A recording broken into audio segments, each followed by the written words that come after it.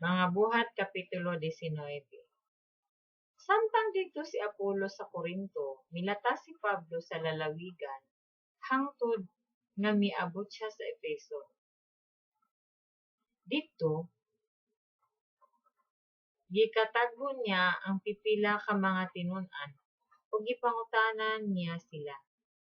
Nakadawat ba kamo sa Espiritu Santo sa dihang nituo kamo? Sila mitubag. Wala gani kami mahibalo kung aduna ba Espiritu Santo. Kunya si Pablo nangutana kanila. Unsa man di ay matanga sa bunyag ang inyong nadawat? Ang bunyag ni Juan, mitubag sila. Unya si Pablo miingon, ang bunyag ni Juan alang lamang niadtong naghinulsol ug iyang gitudloan ang katawhan sa Israel nga kinahanglang motuo sila niadtong moanhi sunod kaniya nga mao si Jesus. Sa pagkadungog nila niini, gibunyagan sila sa ngalan sa Ginoong Hesus. Sa dihang gipandungan sila ni Pablo sa iyang kamot, gikunsad kanila ang Espiritu Santo, unya nagsulti sila lahi ng mga pinulungan ug nagwali usab sa pulong sa Dios. Mga 12 sila ka tawo. Unya niadto si Pablo sa sinagoga sa sulod sa 3 ka bulan, gisangyawan niya ang katawhan sa walay kahadlok.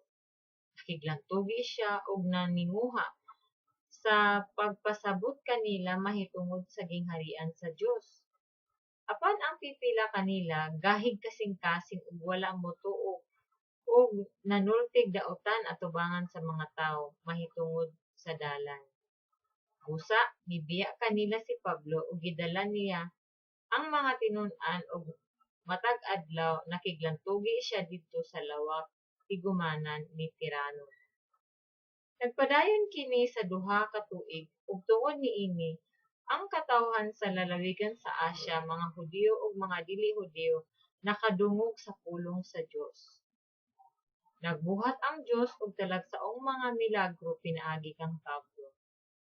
Bisan ang mga panyo ug mga tapis nga iyang gigamit gidala ngadto sa mga masakiton ug naayo ang ilang mga sakit ug nanggula gikan sa kanila ang mga daotang espiritu. May pipila ka nagsuri-suroy nga mga Hudiyo nga tighingilin sa mga yawa. Misulay usab sila sa paggamit sa ngalan sa Ginoong Hesus. Mingon sila, sa ngalan ni Jesus nga giwali ni Pablo gula diha.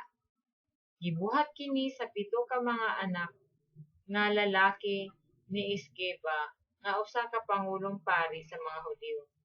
Apan ang yawa miingon kanila, nakaila ako kang Jesus ug kang Pablo apan kinsa man kamo.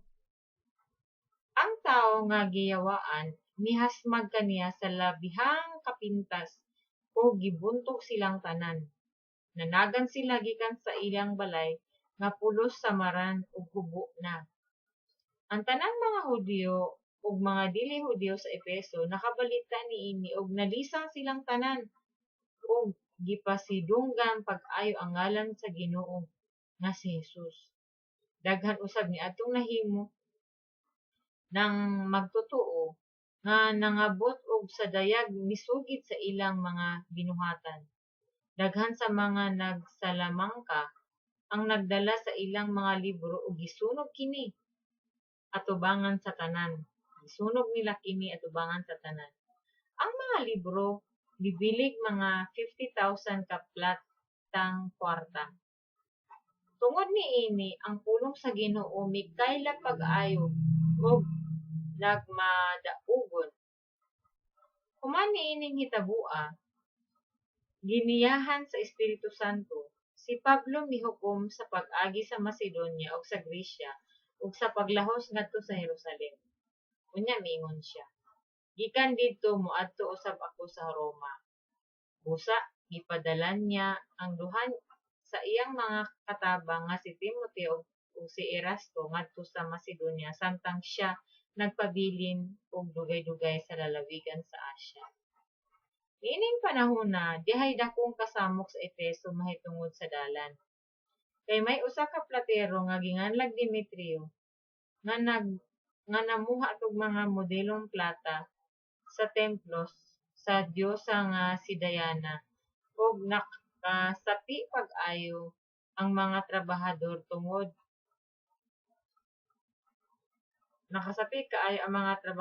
tungod sa maong pagtigayon.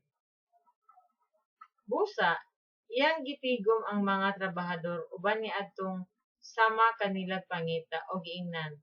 Mga kaigsuonan, nasayod kamo nga ang atong kauswagan nagikan niining pangitaa. Nakita ninyo og nadungog ang gihimo niining tawhana nga ginganlag Pablo. Nagingon siya nga ang mga Dios nga gibuhat sa mga tawo dili tinuod nga mga Dios ug daghan siya nakabig dinhi sa Efeso ug hapit na tibuok lalawigan sa Asya. Busa, peligro nga ang atong pangita makabaton og ngil-ad nga dungog. Ug dili kay kini lamang kundi hasta usab ang templo sa bantugang diyosa nga si Diana dili na magpulos og mahanaw ang kabantog sa diyosa nga gisimba sa tanan dinhi sa Asya ug sa tibuok kalibutan. Sa pagkadungog niini sa mga tawo, naglagot sila pag-ayo ug naninggit, gamhanan si Diana sa Efeso ug mikaylap ang kagubot sa tibuok syudad.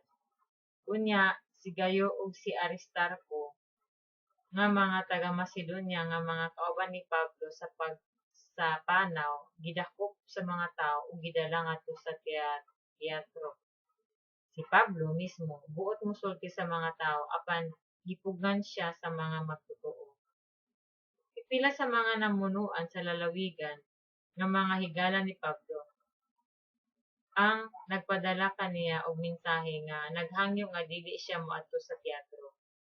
Mining higayuna, ang mga tawo nagkagubot ug nagyahay og singgit ug kadaghanan kanila wala masayod nganong nagkatigom sila didto. Pipila kanila nagtuo nga si Alejandro maoy hinungdan sa kasamok tungod kay siya man ang gipaatubang sa mga Hudiyo ngadto sa katawan. Unya, nisinya si Alejandro nga naninguha paghatag og katin-awan ngadto sa mga tawo.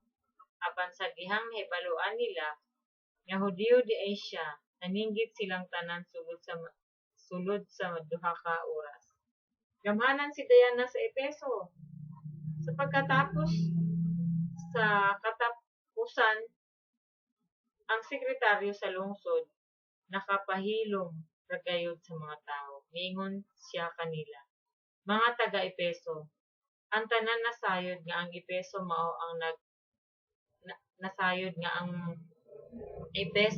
ang magbalantay sa templo sa gamhanang Diana ug sa sagradong bato nga nahulog gikan sa langit. Walay makalimod niini, busa kalma lang ug ayaw kamo pagpinutong. Idala ninyo dinhi kining mga tawhana bisan kun wala sila mangawat sa mga templo ni magpasipala sa atong diyosa. Busa kun si Demetrio ug ang iyang mga trabahador may sumbong batok ang bisan kinsa, aduna kitay hukmanan ug mga namunuan nga ilang kasumbungan. Apan kun aduna pa kamoy problema, husayon kini diha sa naandam nga tigom sa mga lungsuranon. Kay malagnit nga kitay pasanginlan sa kagubot nga mahitabo karon ug wala kitay igong katarungan nga ikahatag mahitungod niini.